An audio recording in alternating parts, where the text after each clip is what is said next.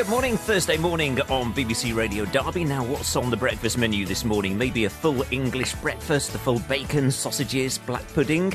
Well, if you are a meat eater, then you may be slightly put off by this announcement, which was made in Derby city centre yesterday. Come get your free samples! Fresh, organic, free-range dog meat. Man's best friend is now man's best snack. Come give it a try. Yes, you did hear correctly, dog meat. But were they really selling dog meat, or were they trying to get another message across? Find out in a couple of moments' time. Good morning, 8 minutes past 7 is the time. Now, if you were in Derby city centre yesterday, you may have walked past a food stand with a difference. Animal Aid mocked up a stand selling dog meat. It was all to make people think about why we eat pigs and cows, but not dogs. Well, lots of people were fooled, including, albeit for a brief time, BBC Radio Derby's Victoria Holland. Come get your free samples! Fresh, organic, free-range dog meat. Man's best friend is now man's best snack. Come give it a try.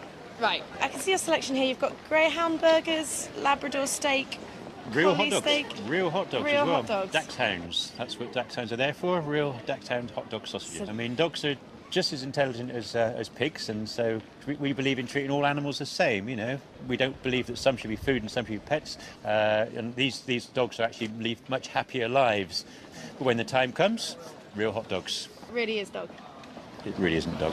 What sort of reaction do you get? We get quite a mixed reaction. Some people are quite shocked and horrified. It sort of challenges people's perceptions, I think. I think when they get it and they realise that we're just trying to make people make that connection between all types of animals, then they're actually quite sympathetic to the idea. We haven't sold any. We've had a few people looking in an intrigued kind of way. What we're saying is that no matter how you treat the animals, they're still going to end up dead before they get on your plate. Come get your free samples! Fresh, organic, free-range dog meat. So it's not actually dog meat, but it's a very convincing stunt, and it does make you think. You just walked past the dog meat stand. Yeah. What did you think? Well, I thought it was dog meat, actually, till the lady just said, why do we eat pigs and cows and we don't eat dogs? So, but I wouldn't eat my dog. And I thought this was meat for, to promote a dog food, so... But you were momentarily convinced? Yes, yeah, just for a moment. What did you think when you walked past the dog meat stand? It's a bit weird, that is. I said I'll go buy one, but now I've seen it, I don't think... You're not tempted by a Labrador burger? No. Man's best friend, isn't it? Why would you eat him? Is that real dog? Why would you eat dog? Are you vegetarian? No. So why would you eat Because a dog's a man's friend, isn't it? You can't take a car for a walk, can you? Why not? A pig's just as intelligent as a dog and can be just as good a pet as a dog can. They don't believe in it, no chance. Some people just walk away shouting that they're disgusters and not even stop to sort of have a chat. So we don't really get the chance to get the point across about the fact that we're not really selling dog meat. Free-range dog meat. Man's best friend is now man's best snack. Come give it a try. As BBC Radio Derby talking to campaigners for vegetarianism. Do you know, we were talking about that this morning. Sally said, I've got a real problem saying that word this morning. Clearly I do too. Vegetarianism. There we go. They had a pretend dog meat stall in Derby City Centre. Be interested to hear from you. If you went past that yesterday, what was your initial reaction? Maybe you're one of those that actually walked past it, was so disgusted you didn't actually stop to hear the message and just carried on. You got home later that day and you were saying you'll never believe what they were selling in Derby City Centre yesterday. We'd be interested to hear what you think about this. Is meat just meat wherever it comes from? Or do you think that this sort of campaign is just a little bit too extreme? Let us know your thoughts this morning. 81333. Don't forget to start your text with the word Derby and your network standard rate supply. Or you can give me a bell this morning. 01332 616161. We'll be getting a perspective from a Derbyshire butcher this morning just after 8 o'clock. Incidentally, all this week is National Cat Week. Every week seems to have a different theme to it. This week is National Cat Week. Latest figures reveal that we spend over £4 billion on 8 million cats, an extraordinary amount of money. There's obviously money in the cat food industry. 26% of people now own a cat. That's 1 in 4 of us have got a cat. Women are the biggest cat lovers. 25,500 of cats adopted over the past 4 years have been given a new home by a woman. And 54% of people believe that pet owners are more attractive than non-pet owners. Okay, with 46% of people stating that they would prefer to wake up next to their cat than waking up next to their partner. I tell you what, I had a couple of cats a few years ago, and I've got a dog at the moment, and people seem very nonplussed by dogs. Unless you're genuinely afraid of dogs, then generally they don't give much of a reaction. Most people actually, because I've got a really docile Labrador, generally just tend to go and give it a pat on the head or whatever. Whereas I find that cats actually really polarize opinions. I was amazed at the amount of people and reaction that I used to get when people used to come into my house and see a couple of cats. It was almost like I was harbouring some jailed convicts or something, because the reaction at the game was really extreme. It seems that people do actually love cats or hate cats. I don't think it particularly helped the fact that I had one cat that lured people into a false sense of security. It used to jump onto onto their knee, all sort of, all purring and lovely and so on. And then as soon as it got on its knee, it used to dig its claws in. It was like an acupuncture clinic by the end of the day. But there's a great picture in the newspapers today of one cat who's decided to take on an alligator. It's a picture from the Louisiana Nature Park. And basically the cat has gone up to an alligator. It's patted it on the top of its would it be called its nose, or the top of its face, anyway, the top of its head, and it's given it a old lash with its paw. The alligator's gone to confront it, but amazingly the cat has frightened off the alligator. Great picture in the paper today. Now, in Derby city centre yesterday, animal rights campaigners were trying to encourage people to think more about the reasons that they eat certain types of meat by offering them free samples of dog. You've got greyhound burgers, Labrador steak, Real collie hot dogs. steak. Real hot dogs Real as well. hot dogs. Dachshunds. That's what dachshunds are there for. Real dachshund hot dog sausages. I mean, dogs are just as intelligent as pigs, and so we believe in treating all animals the same. We don't believe that some should be food and some should be pets. And these dogs are actually live much happier lives. But when the time comes, real hot dogs. It really is dog. It really isn't dog. It really isn't dog. It turns out that the samples weren't actually real, but it did get people to thinking about why we happily eat meats from, say, a pig or a cow or a sheep, but not other types of animals. Well, our radio car reporter Mark Ansell has gone to get the opinion of a man who deals in this type of thing. Morning, Mark. Good morning, Phil. I'm at Owen Taylor and Sons Butchers in Leabrooks, and I'm with the butcher Richard Taylor. Now, I can see around me we've got bacon there, you've got steaks, chicken legs, lamb chops, chicken fillets, loads of different stuff, and a bit of oxtail too. But there's no dog or cat. Why not? Because you would not ever find one in the butcher shop in this country. But why do you think people are so put off eating our pets? Well, it's the most vile idea I've ever heard of, to be honest with you. And I think pets is for pets, and that's what people expect, dogs and cats be pets. What do you think would happen to your business if you did start, selling dog? Heaven forbid we'll be shut down in a matter of hours.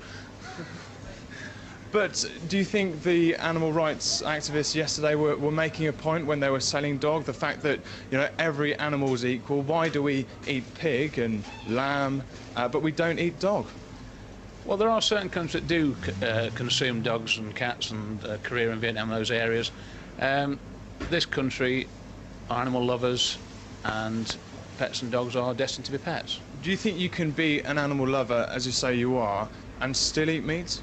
Oh, very much so, yes. I mean, animals that are dedicated for meat are specifically dedicated for meat, and that the process has been done humanely and treated correctly, and, long may that continue.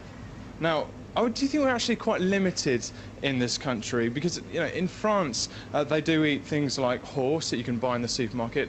Are we limited here? Should we be selling a more of a varied array of meats? I think the variety of meat in this country is absolutely terribly extensive, in fact, too extensive at times. We do not sell horse in this country. I think somebody tried it a couple of 3 years ago in Birmingham. That was soon stopped. People's perception don't want it, and we must respect the customer. But what's the difference between a dog and a pig, intelligence-wise? Is there anything really different between the two? Well, in respect to a pig, I mean, they aren't stupid animals, to be fair. At least they do it all in one corner when they make a mess. So why do we eat them and not dogs? Because they always have been farmed for hundreds and hundreds of years, and that is the way it is. And do you think you will ever see a day when dog or cat will be offered in a butcher's? I would find that very unlikely, and I hope it wouldn't happen. Well, I'll leave you to it. I can see your colleagues are cutting away, preparing a leg of beef, lamb kidneys and pork ribs over there. There's no sign of cat or dog on the menu here at the butcher's in Lebrooksville. Out of interest, do they sell rabbit? Because I've always, you know, kind of like put rabbit in with the same category as dogs and cats, really, but I know a lot of people eat rabbit, don't they? Well, yeah, that's right, and I know in France, certainly, you can get hold of rabbit anyway. Do you sell rabbit here? We sell wild rabbit here as well, yes, we do. Do some of your customers turn their nose up at that and think that's, you know, wrong that you sell that type of animal? Because, of course, I used to own a rabbit. In fact, they're my favourite type of pets. Younger people do probably turn their nose up, but to the older generation, they were brought up on rabbit. During the war, everybody ate rabbit. It was a staple diet. Out in the fields, you snared rabbits and shot rabbits, and that was a staple diet. So that's the anomaly then, an animal that's a pet and one that we eat. BBC Radio Derby's Mark Ansell in Leabrooks with Richard Taylor from Owen Taylor's and Sons Butchers. I just can't imagine. I've never eaten rabbit, but it's not like a big steak, is it, with a pile of chips? In Leabrooks, following on from this story about the fact that this charity Animal Aid was saying that basically if you're a dog and cat owner, then really, if you love animals, you shouldn't be going out and eating pigs and cows. Well, Richard told us that he hates the idea of dogs and cats being eaten. Well, it's the most vile idea I've ever heard of, to be honest with you. And I think pets is for pets, and that's what people expect, dogs and cats be pets. I think the variety of meat in this country is actually terribly extensive, in fact too extensive at times. We do not sell horse in this country.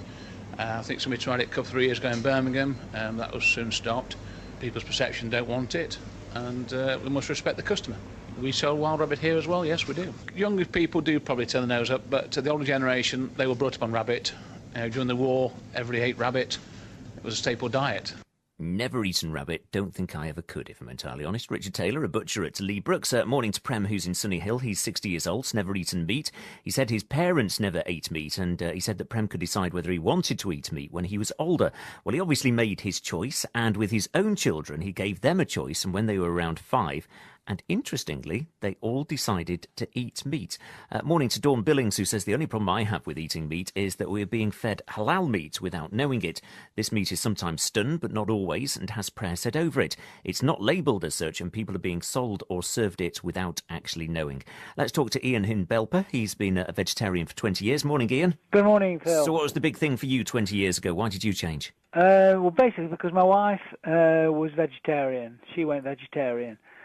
She couldn't stand the cruelty. I mean, people go out on a Sunday morning, have a look at the lambs in the field, jumping about, aren't they lovely, and then go home over lamb chop for dinner. It's ironic. What was getting me was that you said you couldn't do without your bacon and sausage sandwich. Okay, yeah. Well, you don't have to. There's alternatives. I have a rasher and fried egg butty regularly. And I guarantee that if we did you a cottage pie, you'd not be able to tell the difference from a real mince. You see, I always find it strange, the fact that, there is this alternative kind of like bacon and sausage to meat, sausage and bacon. But it's a lot more healthier because it's vegetable-based. So you still get meat. The taste, you feel, but Absolutely. you just don't get... Absolutely, yeah. I'm probably going to have a chicken-style mushroom pie for dinner today, and that's lovely. And I've got the pleasure of knowing that nothing has had to be killed for me to eat it. You see, and also, I'd like to say that, I mean, all cereals going into animals is wasteful. If that was grown, the cereal, and not fed to animals, there wouldn't be the starvation in the world, as Vernon Coleman points out in explains in one of his books. See, I'm a bit complex with all this because I don't eat lamb because I don't particularly like the flavour. You see him jumping about in the field. Maybe there could be a psychological thing here, Yeah. but there again, I can't buy little chickens pecking away at your feet, so I eat chicken, but I quite like the taste of chicken. I love turkey at Christmas. Well, if you saw the way the chickens were probably done, stunned and not killed, you probably wouldn't. And a lot of people, I know people that have been to a slaughterhouse and they've never eaten meat again. It's probably a bit of a selfish attitude, but if I stopped eating a chicken, it wouldn't be killed. It would still be on the shelf, wouldn't it, tomorrow morning? Well, yes, it would, but if a lot of people didn't, then there'd be less, wouldn't there? My father-in-law, a very fussy chap when he was alive, had a certain brand of alternative, and he said it tasted more like chicken than chicken did itself. But how are you going to convert these people? Because for a start, are these products? How are they priced? Are they It's sort of very equivalent? economical. Very economical. Our shopping bill is much less than if we had to buy meat. We wouldn't certainly eat the amount of alternatives. If we were eating meat, we wouldn't be able to afford to eat like we do. What sort of reaction do you get from friends, though, and friends and family? Do you know if you go around for a meal, are they like, oh, God, Ian's coming around with his wife, the vegetarians, we're going to have to, well, we're going to have to prepare a mushroom risotto for them or something? No. We went to a barbecue a couple of weeks ago, and she said, "Oh, I know you're vegetarian. We've got the veggie sausage for you." That was great, things like that. Incidentally, my children had the choice of whether they wanted to be vegetarian or not, and they were. Well, my daughter was, and she gave the choice to my grandchildren, and they chose to be vegetarian. Oh, really? Not forced, but chose. You see, I kind of like, if I'm at a dinner or something, because I do quite a lot of sportsmen's dinners and award nights and so on, so, you inevitably get the set menu. And quite often if it's, because I'm not that fond on pork, I find pork a bit fatty, but pork or lamb, I tend to go for the vegetarian option, if I'm entirely honest, Ian. A lot of people do. It arrives and it's like, it will be a mushroom risotto or a stuffed pepper or something.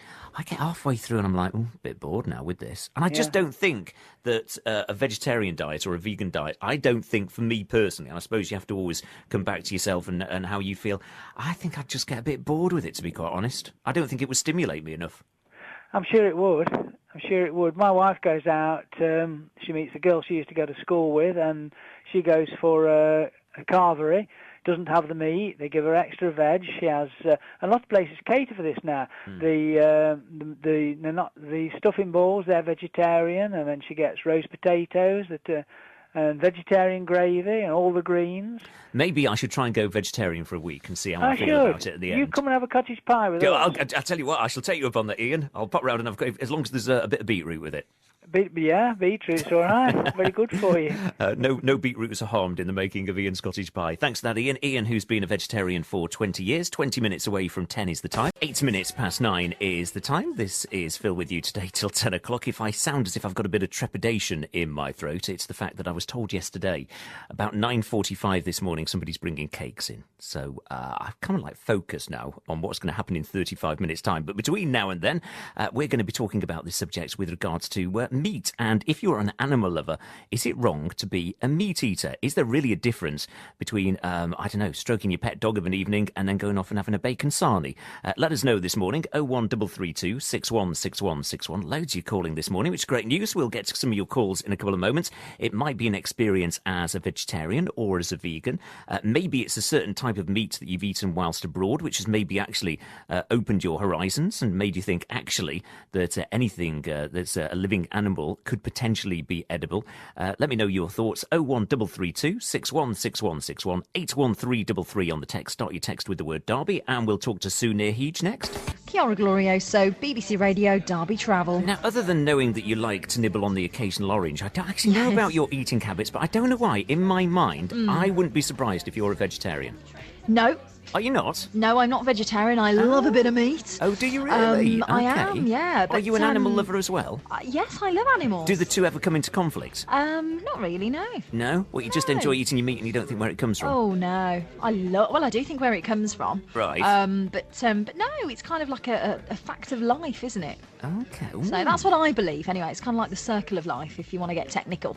But yeah, no, I'm not a veggie. I do love vegetables, though, and fruit. If we would have been caveman and woman, I would have stayed at home and made the clothes, and you could have gone out and killed the meat. A couple of contrasting views, first of all. Let's talk to Sue, who's near Heege. Morning, Sue. Good morning. Now, I believe that you've been a vegan since 1989, so what's that, 21 years? What was your choice behind that?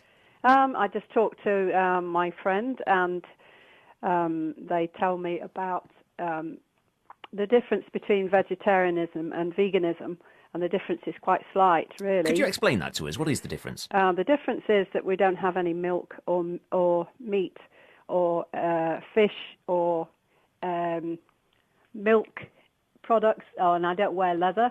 Okay. Do you have eggs? I don't have eggs either. Right. Anything that comes from an animal at all. Some sweets do have animal products in them and can have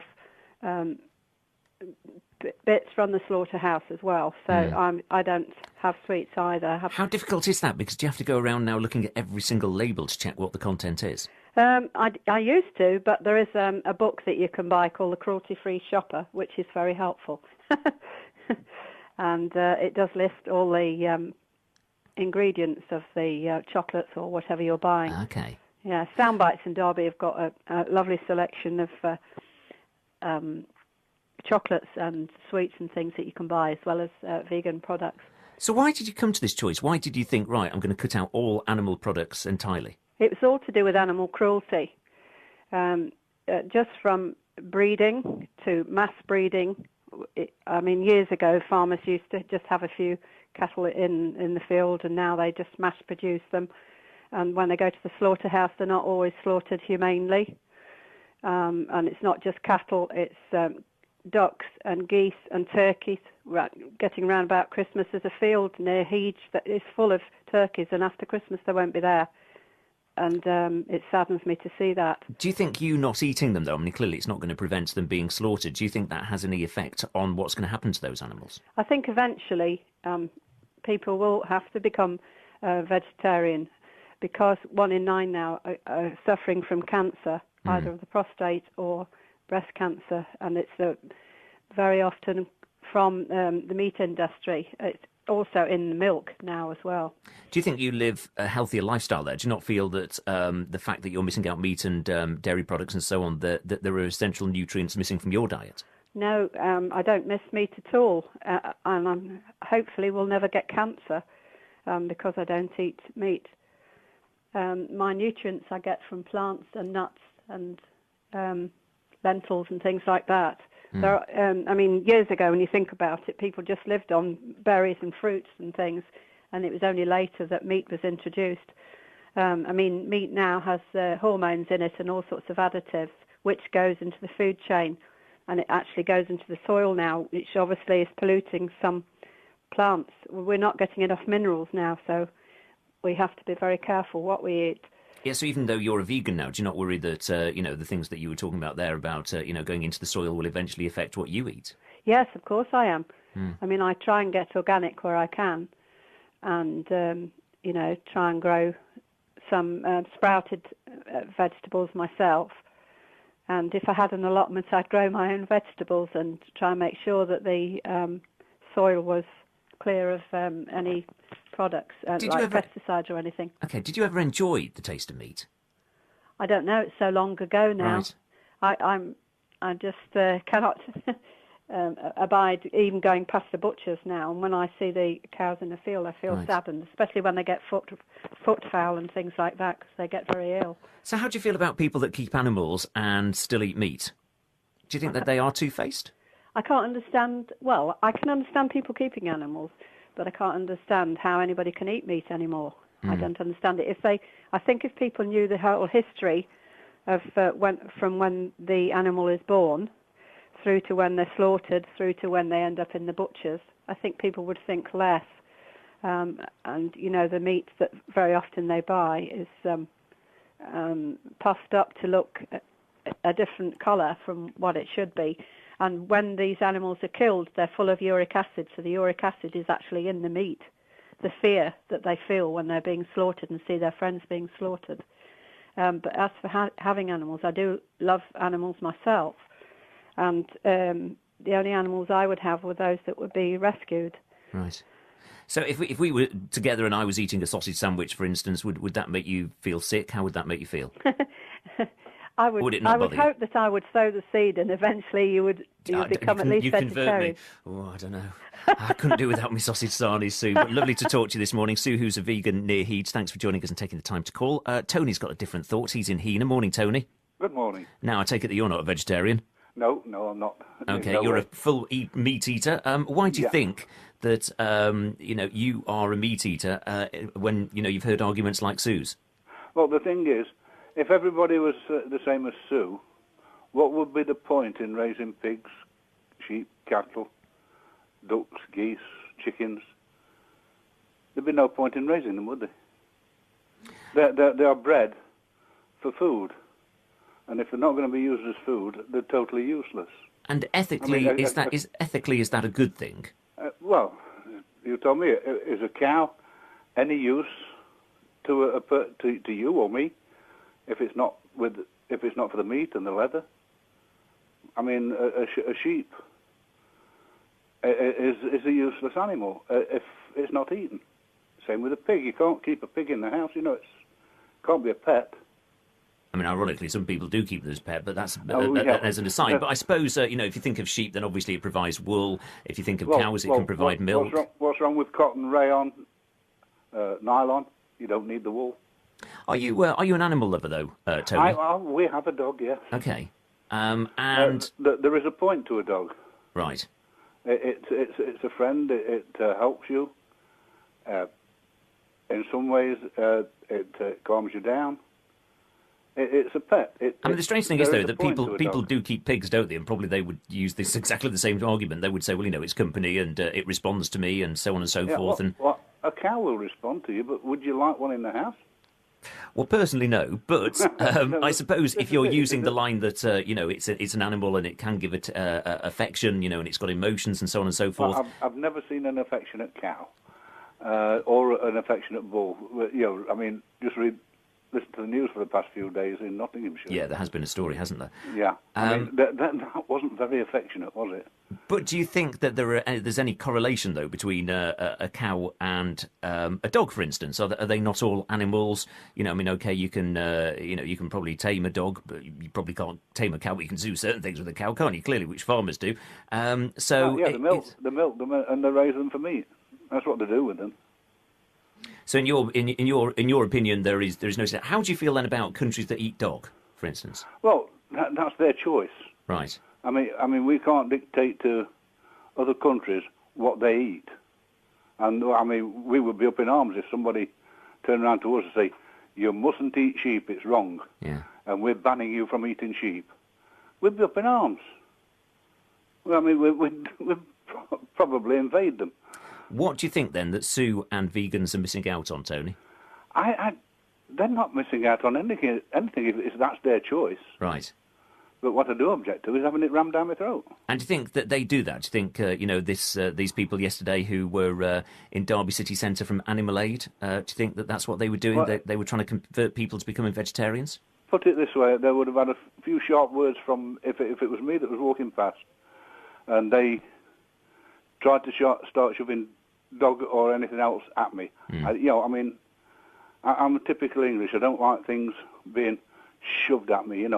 Come on, you've got to eat this. Try this. I have a choice, and I reserve the right to use that choice. And it's good to hear your opinions this morning. Thanks for calling us, Tony. Tony in Hena. Let's talk to Patrick. He is a vegan. Morning, Patrick. Hello. Now, what do you make of what Tony's had to say? Well, he raised so many interesting points. He was really an excellent caller there, and it's hard to know where to start, really. He questions, for example, what value the life is to a cow. Well, it matters to the cow. It matters to the sheep. It has a life. It only has one life to live, and that life is sort of brutally taken away. Why have cows? Why have pigs? What would happen to them if everyone didn't eat them? Well, they wouldn't die out. Unfortunately, we're not going to all go vegetarian and vegan overnight. There will still be cows and chickens and pigs and all the rest of it. But I'd like to see them, living natural, free lives, not necessarily the kind of corrupted animals we've got now that have been bred just to be overweight, to be overfat, to be producing immoral kind of amounts of milk and meat. But if we weren't using so much farmland to grow so much feed for so many, the second population explosion of animals, then there'd be so much land available for woodland, for wildlife. Let's see more wild animals. Let's see wild boar. Let's see animals, natural animals. Wouldn't people still hunt those, though? No, they wouldn't. I don't think that would be necessary. There are actually over in Derby, just outside Derby, in Brinsley. There's an animal rescue shelter there. They look after all kinds of animals, wildlife, and they do have some rescued cows, some rescued pigs. Brinsley Animal Rescue, and those animals, as I say, they show the same emotions as any other animal that would otherwise be deemed to be a pet. Obviously, you're not going to keep a horse or a cow, a pig in the house, But there are people that have rescued farmed animals from appalling conditions, and they now give those animals the life that they deserve, living in a sanctuary condition. I suppose a farmer would argue that that when they bring, say a cow into this world, or they breed cows, that they look after them, that they during that time that they are alive, that they lead very good lives. They're well looked after, and so on and so forth. Would you sooner that those animals didn't exist at all in the first place, those that would be used for slaughtered, rather than the scenario that we've got at the moment where they are actually bred for food? Sure, that's right. People say we wouldn't have the animals. The animals that we have on farms not only do they not live any natural life, they don't come into the world through any natural route. They're artificially inseminated. They put on, sorry to say this, but rape racks for pigs where they're artificially forced into pregnancy. Cows that are forced to have a calf every year to keep the milk flowing, because as with any mother, the mother animals don't produce milk unless they have a young to produce that milk for. You get to the situation, I'm not denying there are farmers who believe that they look after their animals well, which is the same kind of scenario. We have people who believe they love their cats, they love their dogs. Farmers believe that they look after their cows and their horses. Sorry, I keep saying horses, because some people eat horses, some people don't.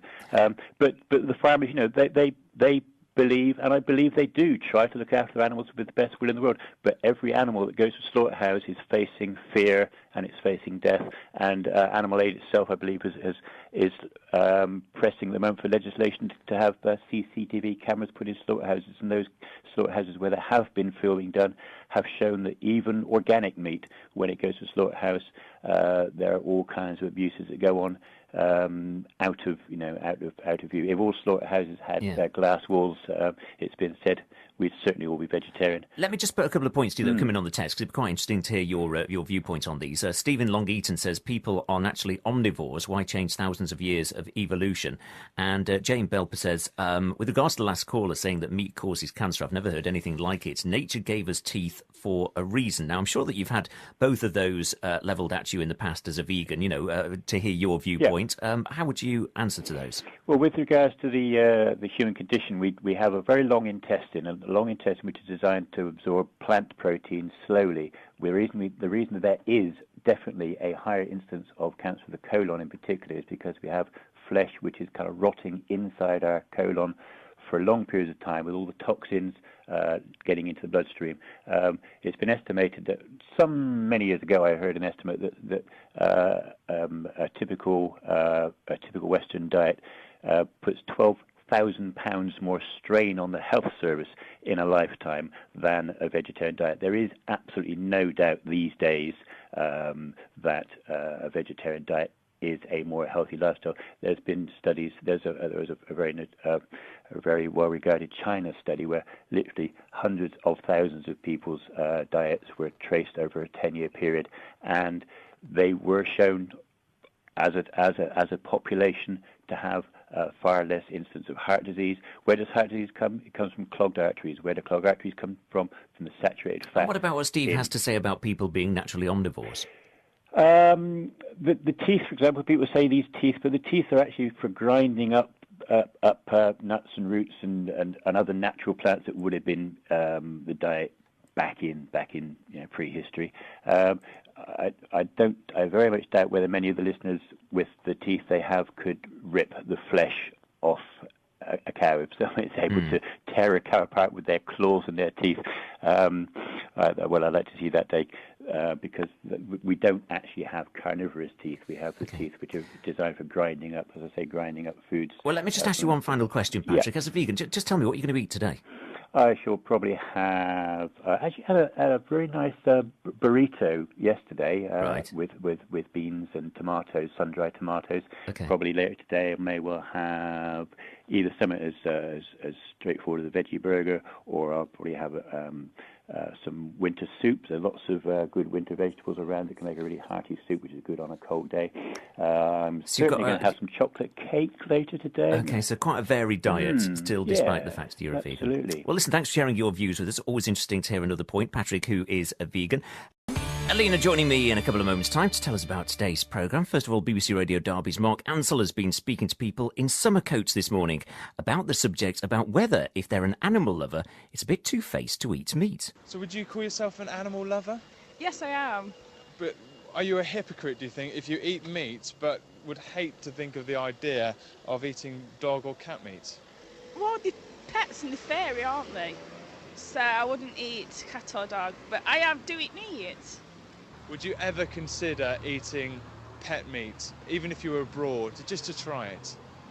I was tempted if I wasn't quite sure what it was, then they told me after. I would never eat dog meat or cat meat because I love dogs and cats too much to do that. So you're a vegetarian then?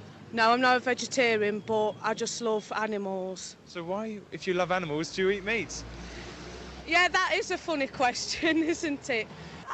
I wouldn't say I'm hypocritical at all. I know it sounds it, but I have ate rabbit. Put it this way, I eat rabbit. Oh, I love animals. Do you think it's a bit hypocritical to love animals but still eat meat? Well, no, I think if God didn't want you to eat meat, you want to give you teeth. Interesting comment. If God didn't want you to eat meat, then he wouldn't have given you teeth. Do you know, I'm in a funny place with this now because I am an animal lover, but it's this big thing about sausage and bacon sarnies. I just can't get away from it. And certain meat does taste really nice, doesn't it? You see these two teeth here? Yeah. Those ones. Evolution. Yeah. Made for ripping and tearing meat. Okay. I thought they're there for. Can't fight evolution, can you? So you've got no qualms at all? I've killed animals and eaten them, so I don't feel I'm so much. Really? Yeah. I don't feel I'm such a hypocrite. I'm a country girl. What have you killed? Oh, all sorts. Oh. Easily rabbits and skinned them and eaten them. But yeah, do you know what? Everybody's their opinion. I have no problem. It's like going, some of my best friends are vegetarians. They are. Yeah. And, you know, they have their opinions. Brilliant. If you don't like the fact I've gone and dived and brought back scallops, or I've brought up a plaice or whatever when I've been diving, or a crab, fine. I wouldn't ever do that from a no-take zone. I respect that we have to go with the influx and the outflux of nature. But, if they're, you know, fine. I've just got this image of you now diving and coming back up with a plaice between your hands. But no, I tend to put them in a netting bag so it's easier to keep hold of them. But yeah, in no-take zones, absolutely, you don't touch anything. But certain times of the year when you dive in, hand dive, scallops, beautiful, yeah. Okay, so that's Alina's view. She's with you after 10 this morning.